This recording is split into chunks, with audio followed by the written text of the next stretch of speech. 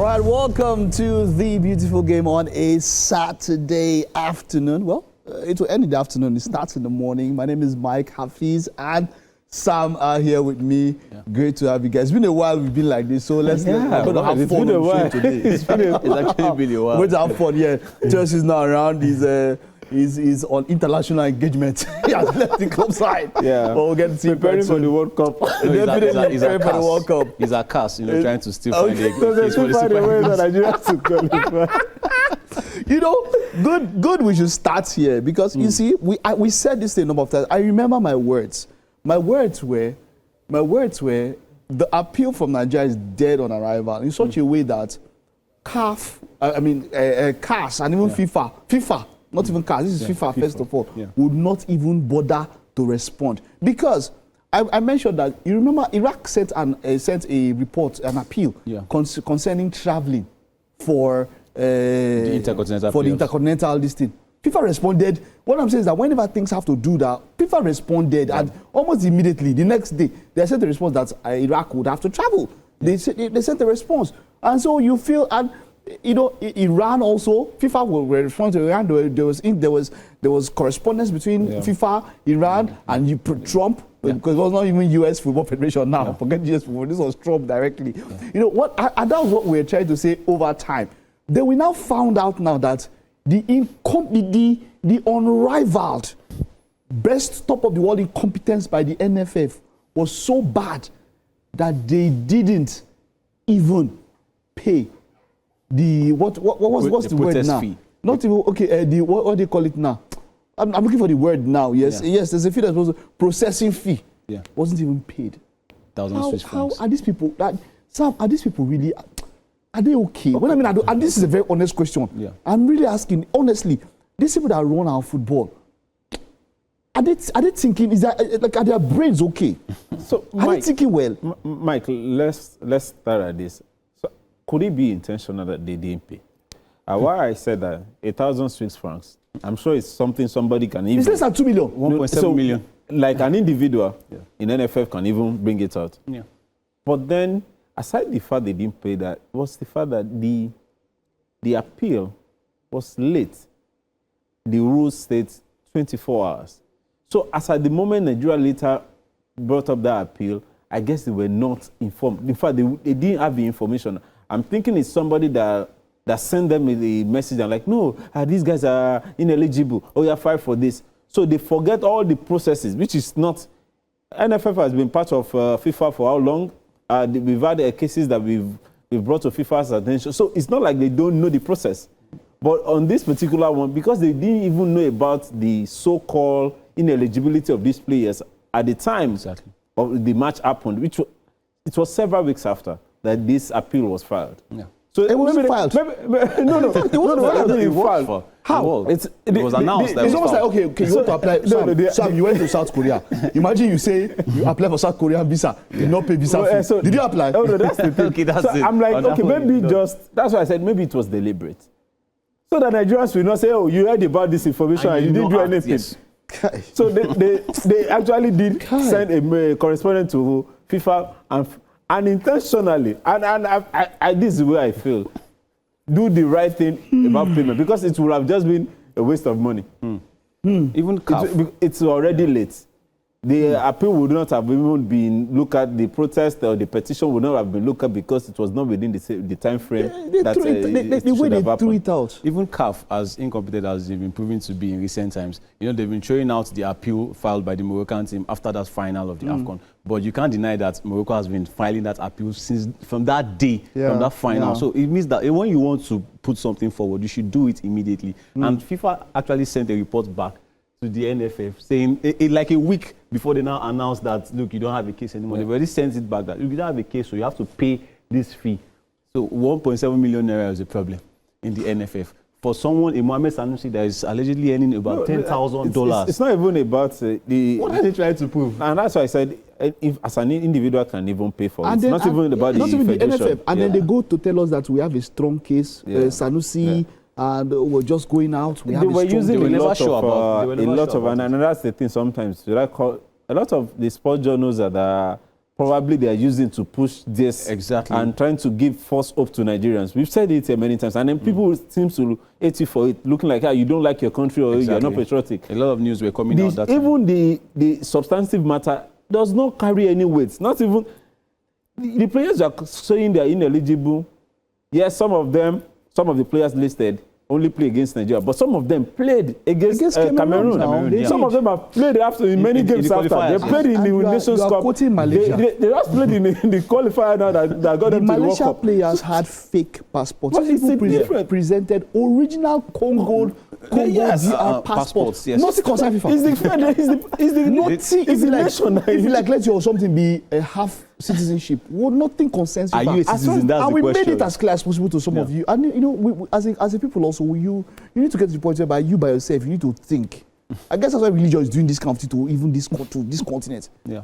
Because you're pointing something out that the FIFA has stated that we don't care about nationality rules. We cannot be involved in politics. We don't care about what your country does. Are you Congolese? Yes, you are. Play on. You gave me a passport. Is it an affidavit? Is it a document that is accepted by the Congolese government? Yes. Yes. It was issued by the Congolese government. And then a lot of people have even brought it out. I think before all of this, maybe NFF, if you do have a stance, then you have to go study the law of the nation you are trying to. Yeah. The Constitution, according to what a lot of people have now brought out, is that the president has the prerogative to do. Yes, they deal with they don't do with dual nationality. But on some exceptional cases, the president has the constitutional power to issue it. But the question is, even if he doesn't have, but they gave it on that one, they gave an exception, what concerns you with the national law? You're going to quote Congo law to FIFA. So FIFA should rule based on Congo law. How does that even make sense to you?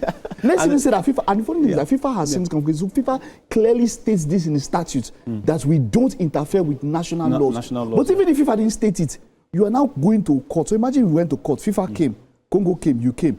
You're now going to quote Congo law for another autonomous body that is operating a sport on its own. You are using another law. It has its own laws, which IFAB and the rest create for itself. You want to quote another law that if you use that law and rule in your favor. I mean, they've eventually shown it that they didn't know what they were doing. They never planned for it. They didn't even study the whole thing. They just waited to report out. Situations like this, let's say you do have, let's say you have a case at ICJ, and I'm just citing that example between two nations, and those are the cases that ICJ, or what you do is that you will get somebody like a Congolese lawyer who knows the law of the nation as one of your solicitors. Because in this case, that's what Nigeria should have done. You reach out. That's even if you have any case at all. Even so we don't have any, but even if you do have a case, that's what you do. You have to engage lawyers who specialize in the laws of those countries. And then that's how you get the information. You don't just rely on what you read on the internet or what somebody sends to you and say, this is the constitution of the country. And then you're using your own lawyer in your own country to interpret their laws. They were not just sure. Let's move away from that now. Still on this, on a normal day, this kind of things, now people would have resigned. But no, like this was they'll see for an extra term as a start. They are going for the September. Yeah, election is coming up soon. And they are putting themselves up all again. We said it. Well, to countries that are not just only serious, countries that are honorable because they are still not serious. That one, their own, we get happen. We all these 2 times are missing. Yeah. This one, 4-time World Cup champions, or World Cup holders, World Cup winners 4 times are missing for the first time ever. A champion is missing 3 consecutive World Cups, and that's Italy. And as much as whatever I want to say, the president of the FA has resigned, the coach has resigned, and the director, what was the position he holds? Administration? Gavina, the FA. The FA chairman, Gattuso, the coach. All the boys that they brought. For me, that's a crisis. For Italy to miss 3 World Cups, Donnarumma at 27 might never play at a World Cup. He still has a chance at 31. He might never play. And he is a young man that started very early. At 16. And yet he has never played the World Cup. He has never played the World Cup. That means you're looking at 12, not just 12 years. Until 31, he might not 31, so that means 15 years. Like, if you look at everything, until 2030, Italy and Nigeria might be in the same position. Italy will be counting 1, Nigeria will be following behind. because if they play, I mean, now we have 10 African countries. You see, I was saying it the other day. It's only UEFA that have more than Africa. UEFA has 16. Africa has 10. A whooping 10 is second. A whooping 10. Among 54 nations. And the giant of Africa is missing. Yes, a whooping 10. And a lot of Nigerians want Congo to go so that they can say, you can be together. You can imagine. I wanted Congo to go. But Gattuso has left. And Italy, where do they go? How did he get to this point? How did it get so bad? It's 12 years. How did it get so bad at 3 World Cups? These are World Cup winners, powerhouses. This is a nation that you cannot write the history of football without talking about Italy. Yeah. Do you understand? You have some of the best players. In fact, they are known to present the best defenders of all time. If you call 100 best defenders of all time, maybe 60 are Italians. If you call 100 best goalkeepers of all time, maybe 40 are Italians. They give us, and not like the other positions, but this is where we know that they are football legacy. They are football royalty. Premium football country. How is it so that 3 times they missed the World Cup? What happened? Well, maybe what you just said now about them, being known as the best defensively and all of that. Maybe it took a toll on them eventually that they couldn't, prioritize other positions. Because when you look at it, I remember 2006 when they took their aging set of strikers like Luca Toni was 30 at the time, Gilardino, Iaquinta, and all of that. I think after that golden generation in 2006, they could not, keep up and maintain. And if you look at the Serie A as well, how many Italian young players can you bring? Not just, if you look at the Serie A now, I think the highest value player in that team that is in the Italian national team is Bastoni, who is also a defender. Barella as well, following behind. When you look at other positions like the striking force, who would you pick as an Italian striker? I think the best is Moise Kean. And even Retegui is not even in the league anymore. Yeah. So I think the quality of the Serie A has also dropped, in recent times. So the best striker in the Serie A is an Argentine for me, with Lautaro Martinez. So they don't really have, that progressiveness from 2006. And it has really affected them. In 2010, we saw the likes of Di Natale, Quagliarella, who were also aging at the time. No, they came last in the group. And they came last in the group. 2014 too was also not so good. And that was even the end. Yeah. Then from 2018, we couldn't see that progression as well. So has the league failed to raise homegrown talents? Yes. And I think in recent days, some of our viewers would have heard about this. The document, over 900 pages document that Baggio came up with to help resuscitate Italian football. Baggio, as a former footballer, one of the best players you could ever see. In fact, on and off the pitch, it was that good. He with a set of a set of committee, they came up 100-page document in 2010 or 2011, delivered it to the FA at the time, but they didn't do anything about it. The Catenaccio, which is what we know them as, and it was like, we need to change a bit of it. Yes, defensive football, like you did mention, is what everybody knows about Italian football, but we need to start producing others. Yes. Midfield, attack. Can you remember the best Italian striker? In fact, the last one that won the Golden Boots in Serie A was Ciro Immobile. Immobile outside Italy never did anything. At Atletico, at Dortmund, every other places never did anything. Sure. It's only in Italy.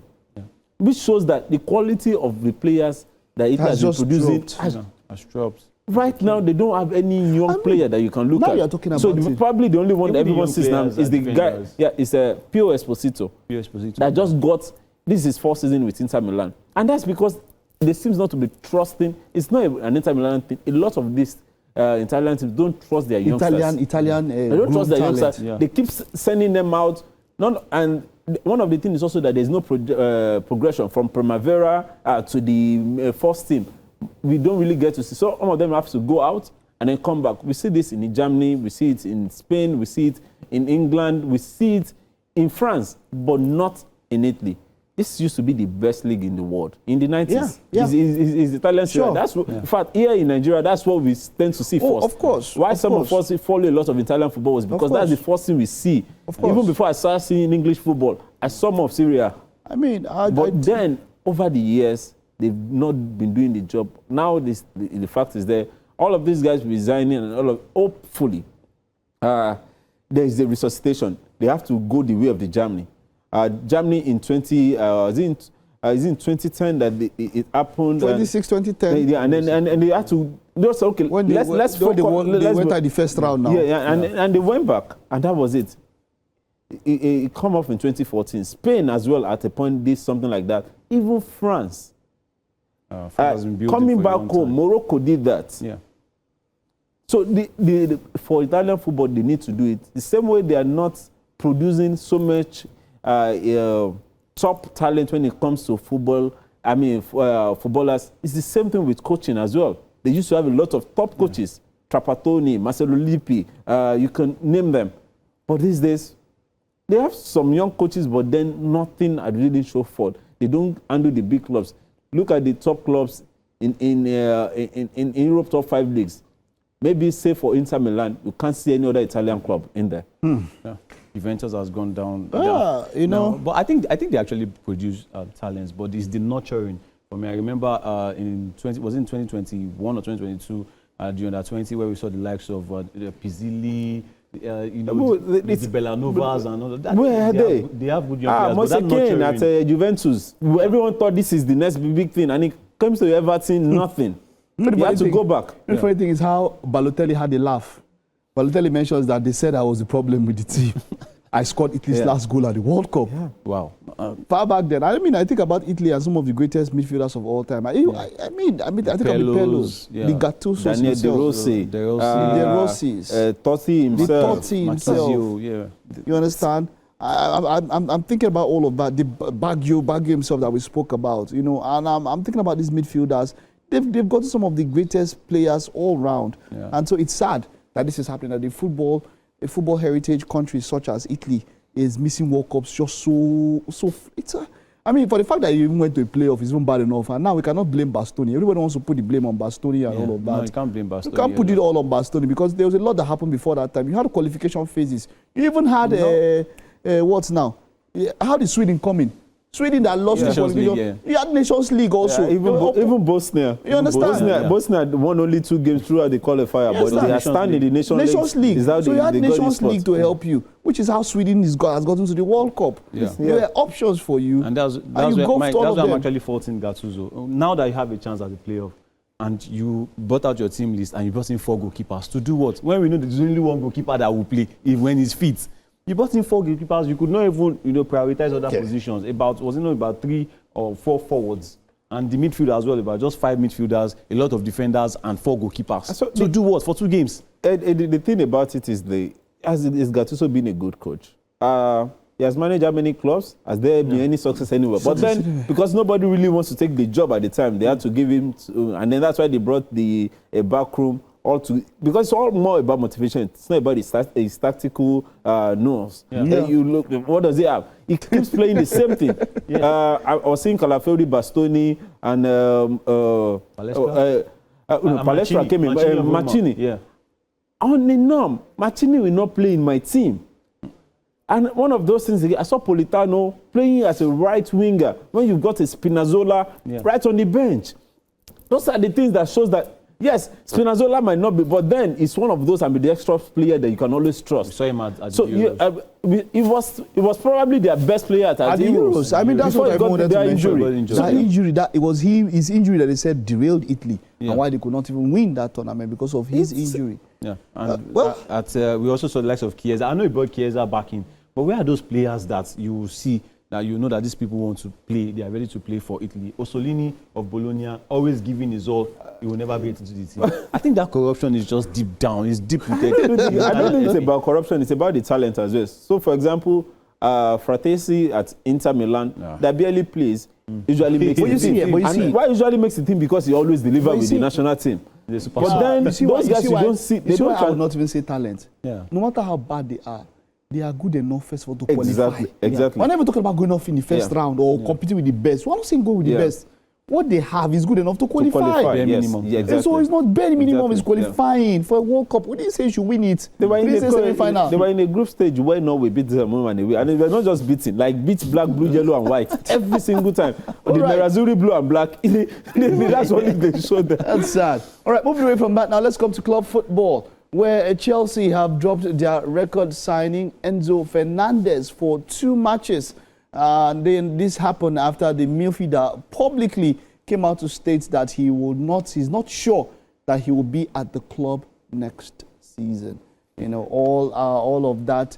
He cast doubts over his future at Stamford Bridge. Now, the Argentine World Cup winner has been asked for today's FA Cup quarterfinal against Port Vale and next Sunday's Premier League clash with Manchester City. He has been wearing the captain's armband in the absence of the injured Reece James, and he said he would look at his options after the World Cup, after he had expressed the desire to live in Spain. His manager, Rosenauer, described his public comments as disappointing, given his leadership role during Chelsea's current problems.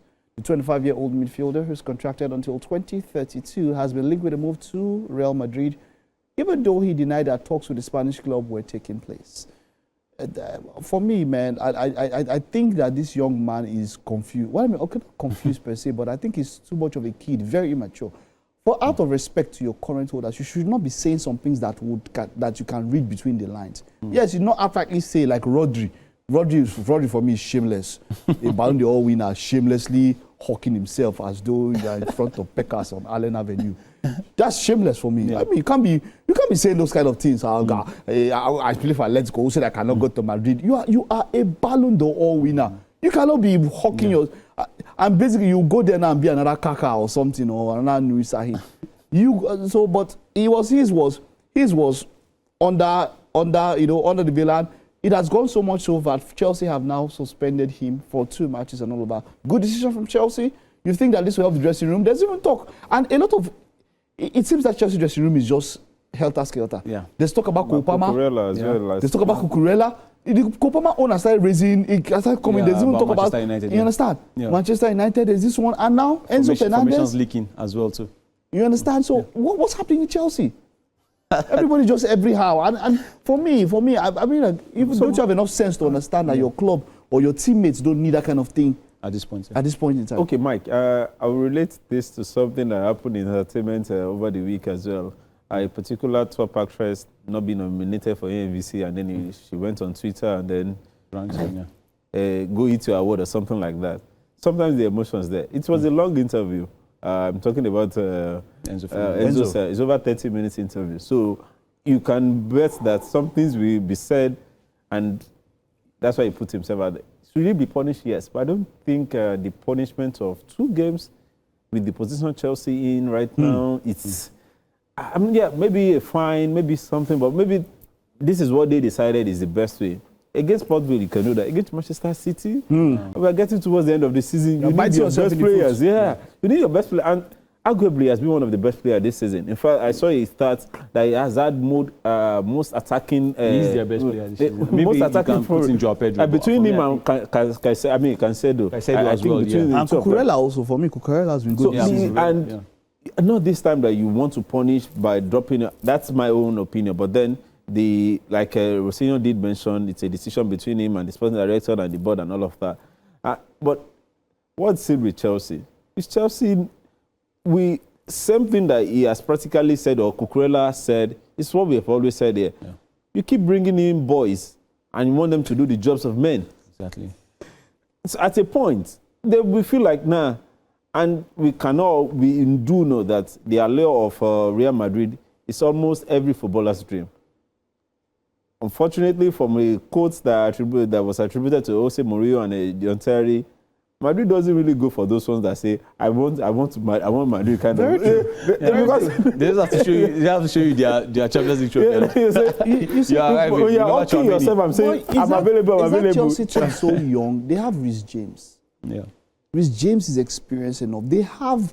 They've got some Chalobah, Sanchez. Don't call Chalobah. Don't call Chalobah. No, I'm saying about serious people. I beg you, don't call those ones. I'm talking about people that. No, Reece James is the captain. Cucurella is about. I think Cucurella is 57. Exactly. Yeah. No, so but you see, for me, experience is not really age. Experience as, okay, look at Lamine Yamal. Lamine Yamal at what? He's not up to 20, but he has far more experience than a lot of those Chelsea players. Why? He has played more games in football. Yeah. He has played more high-stake games. Yeah. He understands the pressure of football. So Lamine Yamal is an experienced player. Yes. But he was playing with some mature people. In the sense of Chelsea is the fact that when the majority of the boys are all, I'm not saying that they've not played in high-stakes matches. But these people are world champions. They're world champions. But I'm sure the Chelsea fans also don't understand this. That blend is not there. Imagine if Thiago Silva was still in that team. Yeah. What he would be telling a Shaloba. West Fofana. Joe Relato. What he would be able to okay, guys, this. But then the most experienced player or the oldest player in that team right now is a certain Trevor Shaloba. That some team will say, no, this guy can never come into my team. I think it's even Rich James as well, but he doesn't even spend much time with the team. He's currently injured as well. But in the dressing room, you can say they are all young. And even the coach is a young person. It's that, in fact, he doesn't even have the experience as well to boot. So you remember reports coming out saying that there were leakages in the formation. There's a certain rat in the dressing room. There's a lot going on. Remember the case with Garnacho? I think Garnacho about a week or 2 weeks ago put out everything concerning Chelsea on the social media. Now he's wanting a move as well out. Enzo Fernandez as well. I think it's a two-way thing about that as well. Should he be punished for his comments? Yes, but just like Sam said, I mean, not a game against Manchester City, when you know they are still trying to qualify for Europe, where you get more incentives. And even the owners as well, what are they saying about this situation? For me, Enzo Fernandez, I think he made a statement about living in Madrid. He said he would love to live in Madrid. Then when the situation came that, would you like to play for the club? He said he doesn't know about his Chelsea future. Maybe that was what shot him in the foot. But for me, that punishment against Manchester City. But for you to make your mouth, you say you love to live in Madrid. You are intentional about it. Anybody can also live in Madrid. Vallecano is also in Madrid, no? Exactly. Vallecano is in Madrid. Etafe is in Madrid. You can say you want to live there. Wow. It might not be at the Wanda Metropolitano. You see that too? But this one and two talk. If I spend this weekend for party, no go bad. You should go to Vallecano. See, wow, Vallecano, that's a perfect club. No, think about all about Atletico Madrid. There are a lot of Argentines at Atletico Madrid. You might want to meet with them, the Almadas, the Julian Alvarez, Nico Gonzalez, and even the coach. So it might be the red and blue side of Madrid. It might not be Real Madrid. All right, it might not be there. Okay, so there's quite a lot to talk about now. When we get back, we'll be taking a look at the league. So we'll be talking about the FA Cup. Of course, Manchester City will be taking on Liverpool. We'll start with that, and then we'll move over to the La Liga and, of course, the Italian Serie A as we take a look at fixtures. And maybe for you investors, there's something to just cheer you up this weekend. We'll take a time out now. Stay with us. We will be right back after this. There you have it. Manchester City will be taking on Liverpool. The match will be 45 minutes after the end of this show. Hopefully by exactly the time we're ending, we might see the lineup and let you know how it is. But a top fixture, and I don't know why it's an early kickoff, because I would want to say they should give it prime time. I don't know why it is an early kickoff. But this is after the international break. We know how it is after international breaks. A lot of teams kind of find a way to stutter a little bit. Man City and Liverpool are not at the best of forms, or the best. Man City will probably have a better form. But going on all that is happening up until this point, how do you think this match is going today? Well, for me, I think it's going to be a tough game. Of course, it's between two heavyweights, two powerhouses, Liverpool and Manchester City. And I think the last time they both met at the FA Cup that should be in 2022, where Liverpool won about 3-2 with a brace from a certain Sadio Mane. And if you look at that attack, now the current Liverpool attack is a far cry to that one. I mean, I remember it was Salah, Mane and Luis Diaz. Now what do you have? You have Gap easy. Now you have Salad, Gakpo, Cody Gakpo, and you don't even know who's at the front. Now, Ekitike is doing well. But, I mean, like I said, it's a far cry from that attack. So, do you know what even moves me the most is that they're expecting Isak to be a lift to the club. Isak that will run at halftime to push his fitness before he got injured. That guy's gone for the season. When I say gone for the season, he's gone. But because he was not even fit before he got injured. Even people that are fit before they get injured, they still need like 3-4 matches to get back into shape. Yeah. Now, you were not even fit. you were doing halftime runs while the others were playing. You were doing halftime runs. I think if Isaac comes back now, is to prepare him for the World Cup, not for any. He's not going to take back. And I'm sure Slot in his extremely confused state to start benching Ekitike for Isaac. No, I don't think he will. Because he gave that. Do you know what? He gave the excuse. He goes like, "Oh, people say we spent what 350 or 450, but 250 of that is on the bench. He's injured." Like he was trying to justify himself and all that, talking about Isaac's injury, where you wasted money that you didn't need to waste. Maybe a game or two at the end of the season, but right now you can't. So it's like they're talking about Isaac and they think, and Isaac is like one Gerrard. You can't stop Gerrard. Gerrard is coming back. Definitely, Ekitike should start this kind of a game, and even right now, based on form, Ekitike should start. But I still feel the Isaac Ekitike might later work. I'm seeing a departure from Mo Salah going, we can't get a replacement, Slot we're trying to find it. Because I'm looking at these days at Feyenoord. I think he played 2 strikers at a point. So I feel there's, because there was really no time to try this thing out. Isaac came very late. Ekitike was supposed to, so there was really no time to try the two of them out. But those are other things I think going to summer, when we have more time after the World Cup and then see how it can fit in. But you see this thing you're talking about, Sam. Big clubs don't do that. They don't change drastically. No, I'm saying him as a coach, changing his tactics and all of that. That's what I'm saying. Because you are losing Mo Salah. There's no replacement for Mo Salah anywhere right now. Okay, let me say something. Yeah. For very big clubs, before a player even gets close to think of his going, there's another study. I look at the days of Ferguson, how he transitioned teams. Look at the days of Wenger, how teams were transitioned. When a club has a style of play, look at Barca, look at Madrid, they have a style of play. You know that no matter what, you get players to fit the system. You don't get a system from the kind of players you get to now change the system. I don't know if you get what I mean. Yeah. That means that, so if there's a Yamal, what's the name of this? Is it Baghdadi? What's the name of that? Winnie Bagji. What's his name? Yeah. What I'm saying is that you start bringing up players to fit the system. That's what the big clubs do. Yeah, maybe he has a plan for that. So my point is that okay, you had this 4-3-3 and all this, and of course we know. My point is that Salah was never going to play forever. Yeah. What was the plan before? You're talking about replacing Salah at his last year. Salah's been there 10, 11 years. From who was he bringing up? It's the same people we're talking about Arsenal before they got a non-Madueke. Yeah. Saka. Now, when Saka has his worst season, that's when Arsenal picked the title because you found a way to get a Madueke inside. Mike, look at it from this way. Maybe he actually has a plan, but it's not working yet. Okay. Remember at the beginning of the season when he didn't fit in Mo Salah in his plans, and there was an uproar because it was Mo Salah because he has to play. Yes, and that system was not working. There were injuries suffered. Maybe he actually had a plan to play 2 strikers, Ekitike and Isak. And but when Isak came back, he was benching Ekitike. He started benching Ekitike, and that's where we saw that there was a drop off. We saw that there was a drop off in Ekitike's number. So that's what I'm saying. There was a lot of confusion. Why did Diaz go? Really, your mind was to carry Gakwizu?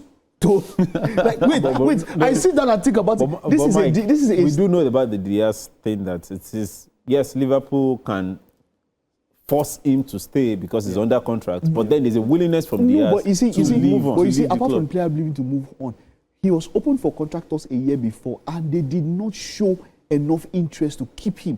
Before he wanted to move on, he was open to contractors, and the point is that Liverpool felt that he was dispensable. Yes, exactly. They didn't do enough. He was dispensable. You see, when I tell you that somebody comes in, an offer comes in, you tell this player, and you go, imagine. The fact he was dispensable because I know Barcelona was there before Bayern later comes to pick him up. And after they lost Diogo Jota, and that's one of those things I felt Liverpool should have found a way to convince him to stay. Especially since losing Diogo Jota. At that time, you need... was way needed. There was nobody you could have gotten, and then that's how you now went on to spend money. A month to the season starting, I was seeing projected Liverpool lineup for the season, fire. And I was always seeing Gakpo's name. My heart, I felt like, what is happening? And this was thinking... No, Gakpo was informed in the first season. It doesn't matter. In his first season, look, let me tell you, no matter how much you form is, look, they are tipsy. Look, we know football, we watch football long enough. Yeah. If your keeper is Ochoa's height, you know that you have limitations. Keepers are normally some of the tallest players out there. Look at Courtois, look at Donnarumma. Wingers, the best wingers are the shorter people. Or average height. Not even average, short. No. I mean, let's think about it. Where do we want to start? Yeah. They are short. They are short. They are speed stars. Yeah. They are short. Yeah. Lower center of gravity. They know how to put the ball inside. Good dribblers. Yeah. Look at your dribblers, average height. Why? You need them a little bit of power in them. Your midfielders. Yeah, the 10s. Then you look at your fours. Some of the best fours, the Makelele, the Kantes, are smaller to able to move into spaces. The very big ones, the days of the Stefan Effenbergs are not there again. I'm saying that there's a way, and then you look at your strikers. Look at your Seamen, look at the Haalands, look at the Lewandowskis, look at the Kanes. You really need big strikers. You really have people, if they're not big, they're tall enough, they can show for the ball. Yeah. There was no way, Gakpo yes gave number, but there was no way you tell a coach and say, this Gakpo, make we use him as winger. And you think about, Diaz will pick red cards, not because of, just pick red cards because of how aggressive he will be. Yeah. Diaz will come back and cover. He didn't need to go for you to know that you will miss this man. Yeah, but he had a chance, to rectify that with Rio Ngumoa. Rio Ngumoa was, for me, Liverpool's best attacker. Best attacker for the pre-season. And you limited his playing time. Chiesa as well. Maybe he didn't want to use wingers. Ngumoa comes in 10 minutes. Ngumoa is electric. We see the ball. He's the only player that wants to take on players. So that's one of those things we slot that I faulted this season. And then the defenders too. If we've seen it many times. Leonard Carl is playing at Bayern now. He's starting games. He's starting games. He might even go to the World Cup with Germany. So he might. Yeah, he should go. So I mean, he should. If World Cup, to World Cup with England. Because sometimes I know the Yamal are not. It's just one off. But then you have a talent that is similar in a real Ngumoa that you didn't bring in.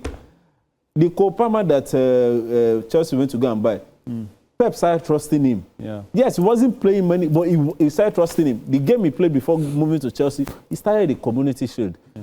It takes a lot of trust for you to play a player in that kind of... yes, look at Lewis Kelly and Daumann. Look at Max Daumann at Arsenal. So the thing with... I don't think he managed Ngumoa, especially when the team was not really functioning. I mean, it wasn't powering up. Come on, what's there to lose? You play this boy. It could have been your own Yamal, and by now we would have started saying, "Oh, this is the one." Beginning of season, you gave him that chance, and that's for Slot to deal with. Like I did, I don't think he's going to be leaving because I think there's that rumor of Xabi Alonso. Okay, very fast because we have to wrap this up to move into something else. Yeah. Let's look at Manchester City. Pep Guardiola has spent probably the most money in 2 transfer windows. In 2 Januaries, he has bought over a full team. Before this January, he bought the best defender for me in the league. Best English defender. Yeah. In fact, defenders are the best defender in the league. He bought basically... Maguire. Is the best defender in the league? From last season into this season, if you're talking about consistency, which defenders will call over him? Crystal Palace laugh. Okay, apart from Arsenal. The Arsenal defenders. Apart from Arsenal defenders. Van de Ven? Yeah.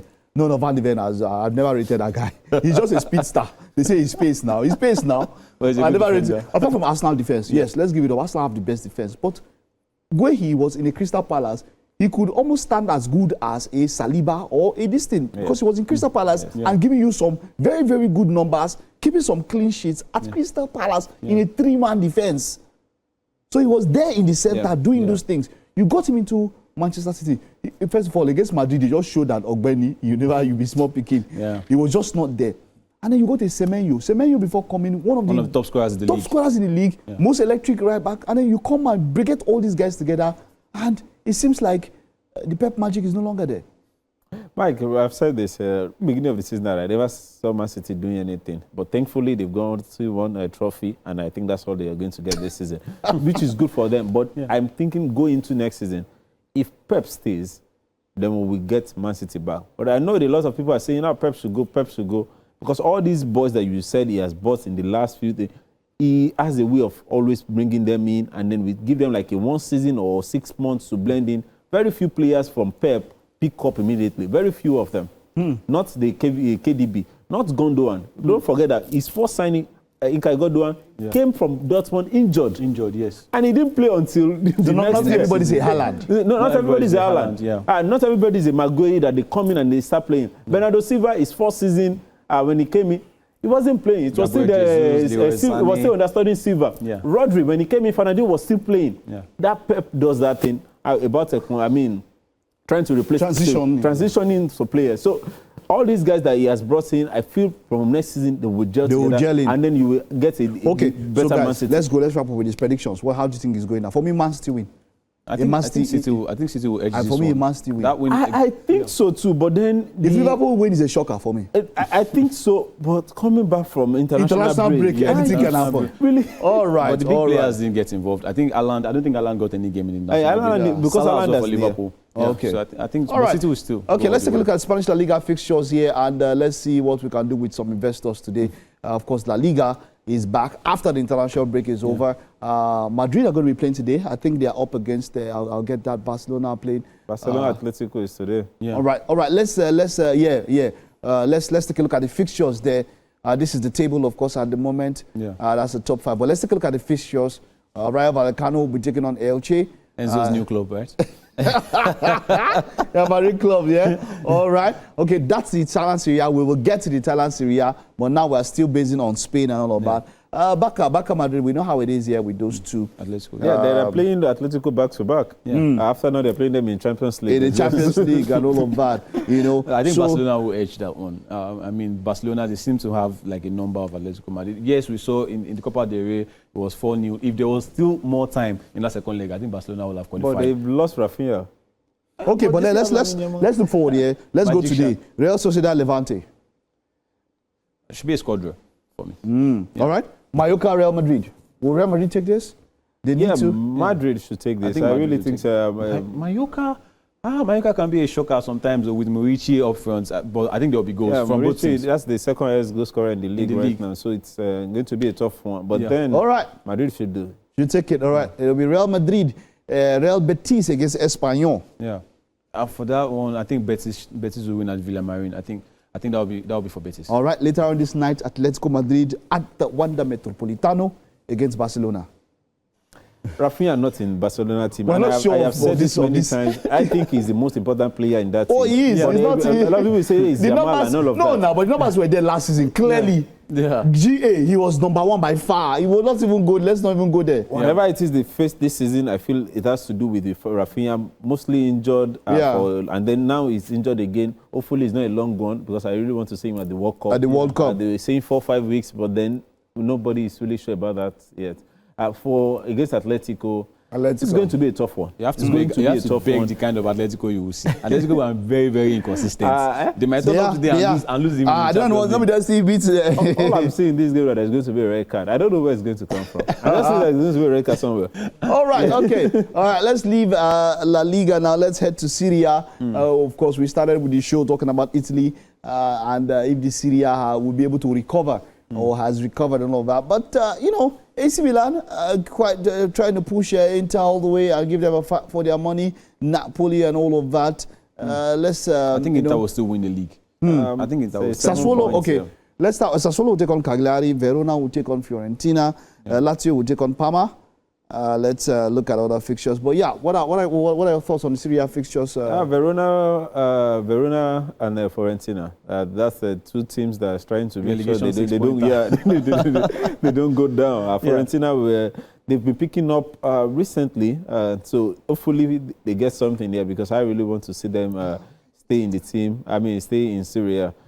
So for that, but it's going to be the major one this weekend, of course, will be Inter taking on AS Roma. Yes. Inter Roma. Inter have been very poor against the big sides this season. Save for, I think it was only against AS Roma that they've been able to get points against Juventus, against Napoli, against Milan. They've lost those games or get draw. So this is another of those big sides that you get to play. How would this go? Let's wrap up with this. It should be a straight one for Inter Milan, but then I hope they've recovered from the loss. From the World Cup loss, because the majority of players in that Italian national team are from Inter Milan, the Bastonis of this world, Barella, Fratesi, Di Marco, even Pio Esposito, the young man that lost the first penalty kick. So I hope they've recovered enough to play this one, and then it should be a game that because the Syria is still at stake and they need to win this. So I think it's an Inter Milan one. Yeah, Inter Milan win and over 2 goals in the game. Yeah, I think there will be goals in that one. All right, it's been a pleasure. Thank you so much, guys, for being on this show. Of course, very, very soon we'll soon start our World Cup preview. We'll be looking at group by group. Yeah, when Toyota returns from CAS. the teams are basically now on the last lap. Yeah. The teams have 7, 8, 9 matches to wrap up the season and get set for the biggest Mundial, biggest World Cup. And Portugal will be playing Nigeria. I think that's a good World Cup tune-up. Oh yes, there are 2 friendlies here. Sam, you're talking about how Portugal. How the male national team is not at the World Cup or they don't have any competition. They are playing friendlies. Meanwhile, the Falcons who have the competition, nothing has been organized for them so far. They have their own international breaks and they don't get to play friendly. Say for the one they play against Cameroon, which was when we thought that they were going to. So they need to be high quality friendlies for the Super Falcons. Yes, it's WAFCON, they've won it 10, 11, doesn't matter, but then they need to buy, NFF need to prioritize other national teams outside Super Eagles. Yeah. All right. Thank you, Sam. Thank you, Hafiz. It's been a wonderful show. Pleasure. Thank you for being a part of this show. We will see you next week. Bye-bye. Of course, we'll be talking about much more when we see next week. Yeah.